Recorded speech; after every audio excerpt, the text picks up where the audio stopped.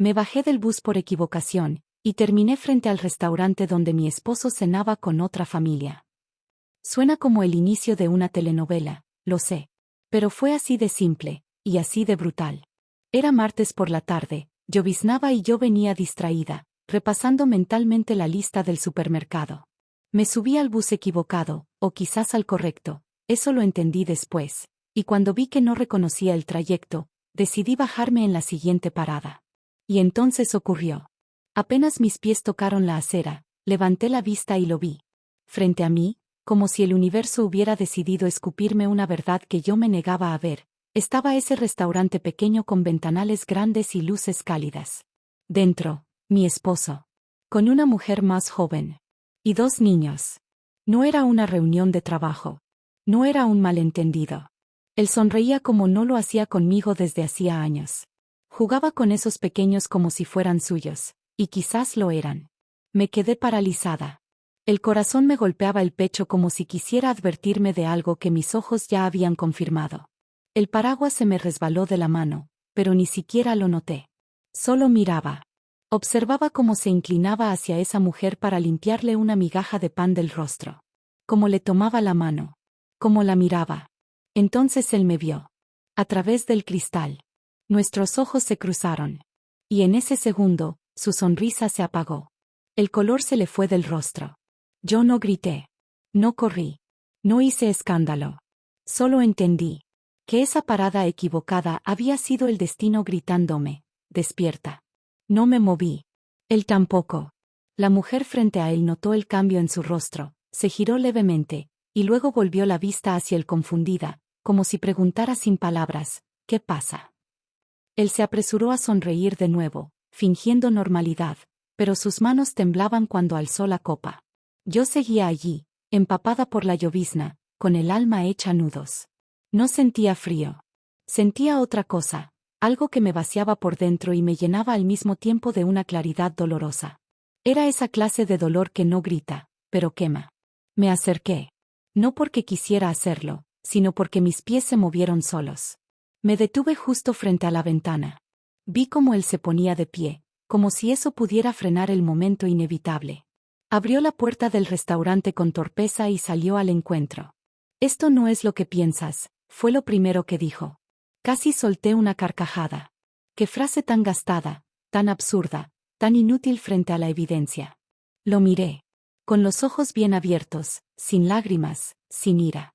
¿Entonces qué es? Pregunté. Él se quedó en silencio.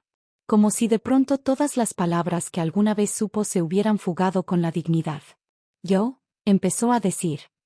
Fue algo que se dio, que no planeé. No iba a decírtelo así. ¿Y cómo ibas a hacerlo? ¿Con un brindis? ¿Una postal? ¿Una llamada mientras yo lavaba los platos? Él bajó la mirada. Es mi familia también, dijo finalmente, casi en un susurro. Mis piernas flaquearon un segundo. No por sorpresa, sino por confirmación. Porque, en el fondo, una siempre sabe. El perfume distinto, los mensajes eliminados, las sonrisas que ya no nos pertenecen. ¿Desde cuándo? Pregunté, sin levantar la voz. Casi 3 años, respondió.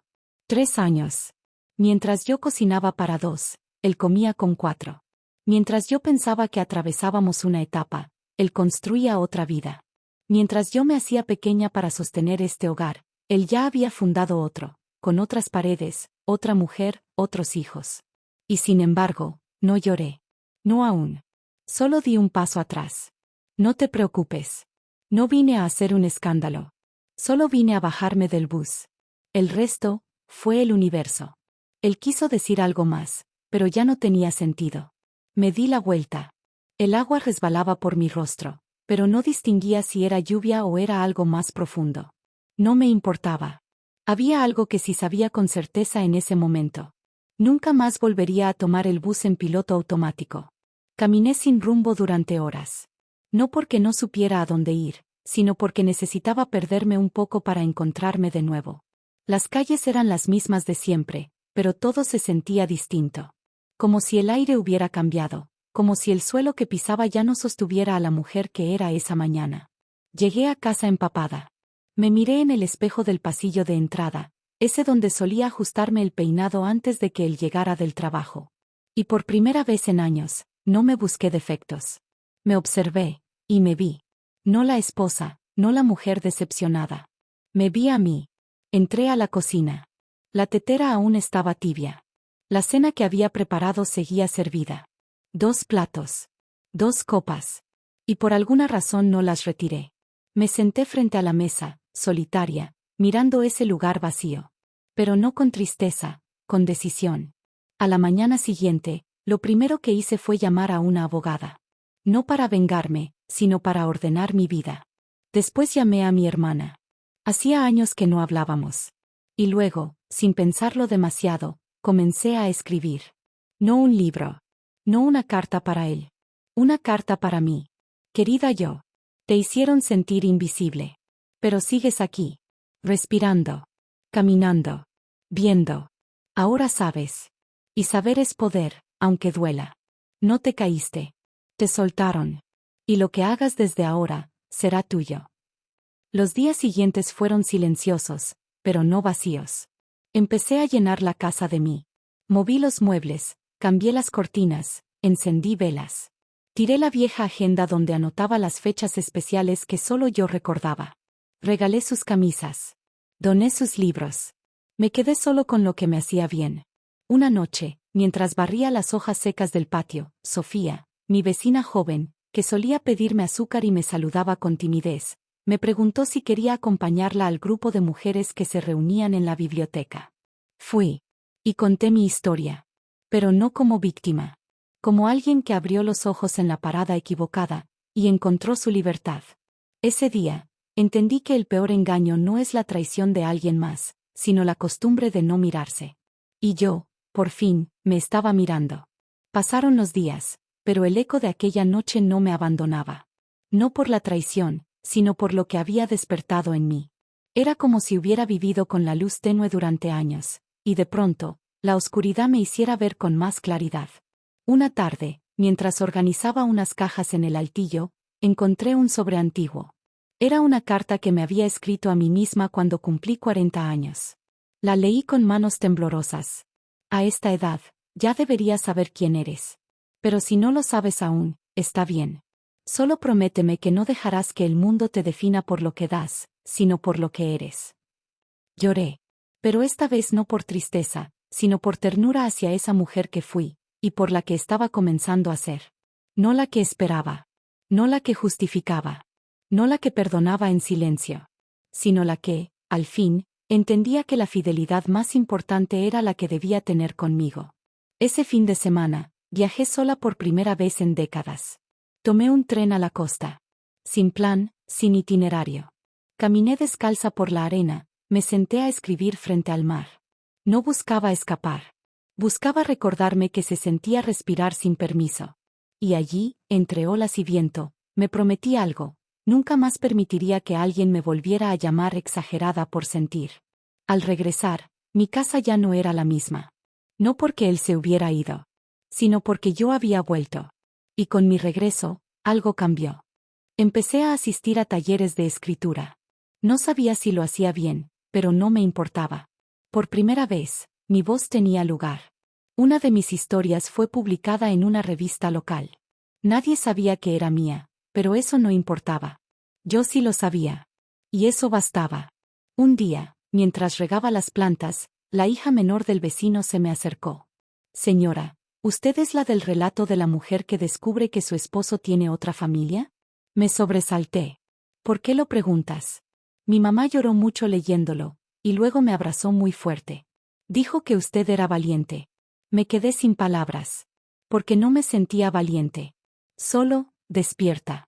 Una mañana, él me llamó. Su voz sonaba más débil que nunca. ¿Podemos hablar? ¿Para qué? Pregunté, sin rencor. Para que sepas que la otra familia, tampoco era real. Solo era un intento. Uno torpe. Uno que ahora me pesa. No supe qué decir. Porque su arrepentimiento ya no me dolía, me parecía lejano.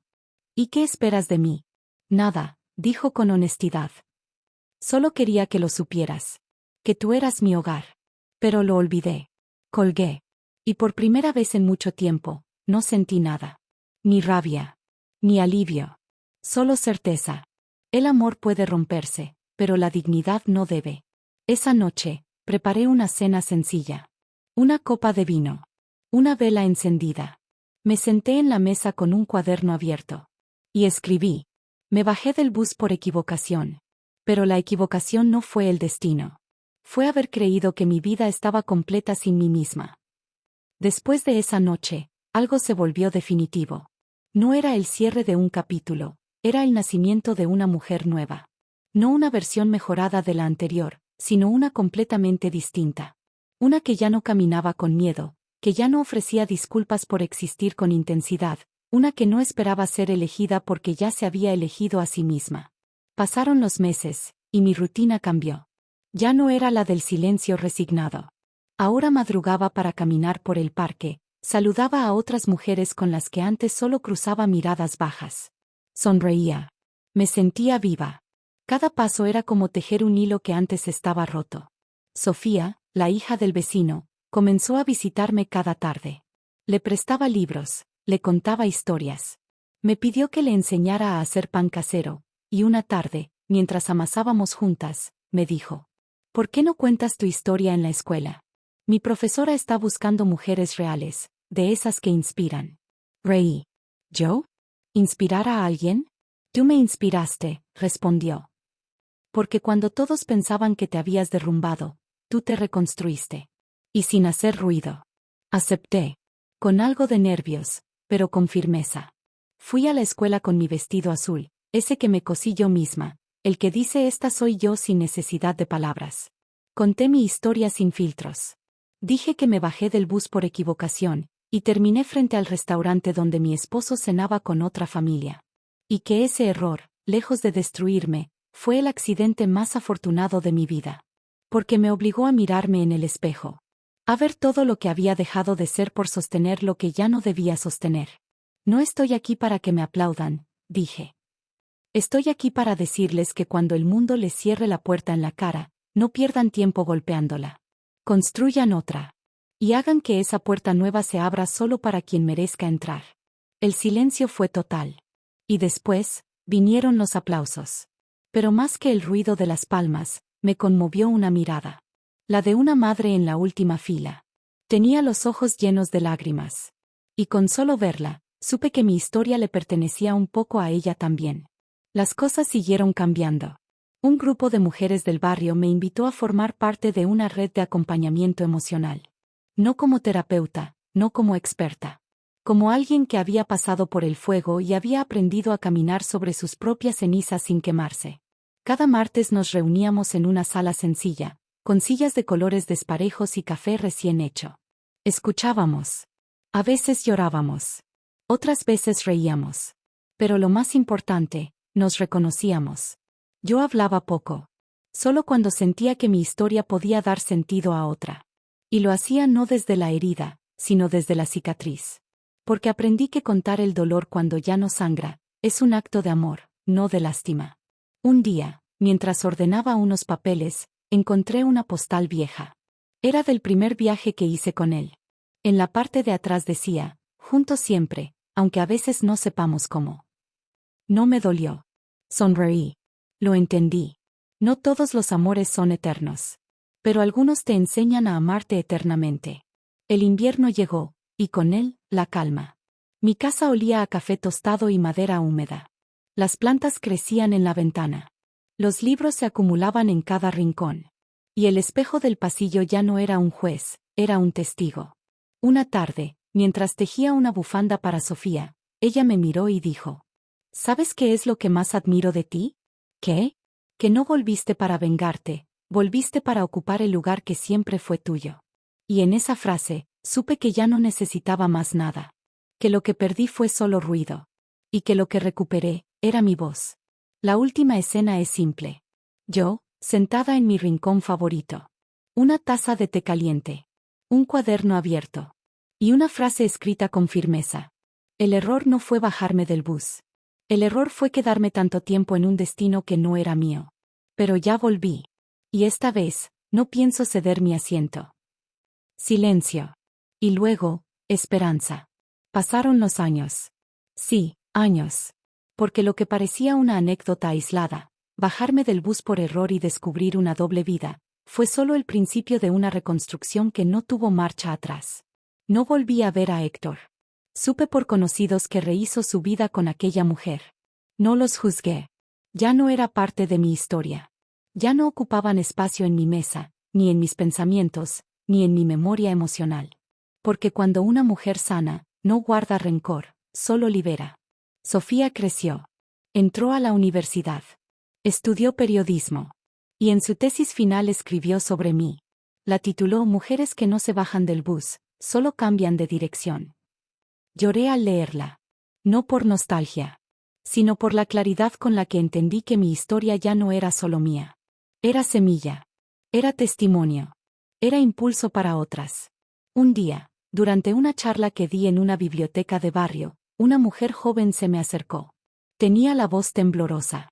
Gracias por contarlo, dijo. Me bajé de mi propio bus hace una semana. Y tenía miedo de estar perdida. Pero ahora sé que quizás, me estoy encontrando. Le tomé la mano. No estás perdida, le respondí. Estás llegando. Mi casa se llenó de retratos nuevos. No de fotos colgadas, sino de recuerdos vivos. Cada objeto tenía un significado. Cada rincón olía a una versión de mí misma que fui construyendo a pulso. Y cada mañana, frente al espejo, me decía: no naciste para desaparecer. Naciste para dejar una huella. Ya no me vestía para agradar. Me vestía para habitarme. Ya no sonreía por cortesía. Sonreía porque me gustaba mi reflejo. Y cada vez que pasaba cerca del restaurante donde todo comenzó, ya no desviaba la mirada. Lo observaba con una paz inexplicable. Porque allí no terminó nada, allí empecé todo. Una tarde de otoño, Sofía me trajo una caja envuelta en papel dorado. ¿Qué es esto? Ábrela, sonrió. Dentro había un libro. Su primer libro. En la portada, una ilustración, una mujer de cabello canoso mirando por la ventana de un bus. El título decía: El día que mamá se bajó del bus. ¿Soy yo? Eres tú, dijo. Y muchas más. No solo a ella. Abracé lo que quedaba de nosotras, lo que aún ardía suave bajo las cenizas. Abracé a la niña que fui, que un día se escondió en el armario con un cuaderno en blanco porque no tenía a quien contarle sus secretos. La que, con los pies colgando, escribía mundos inventados para sobrevivir al suyo. Esa niña que no entendía por qué dolía tanto vivir, pero que, aún así, seguía soñando con que un día, alguien la elegiría sin condiciones. Después abracé a la adolescente, con el corazón roto y la mirada fuerte.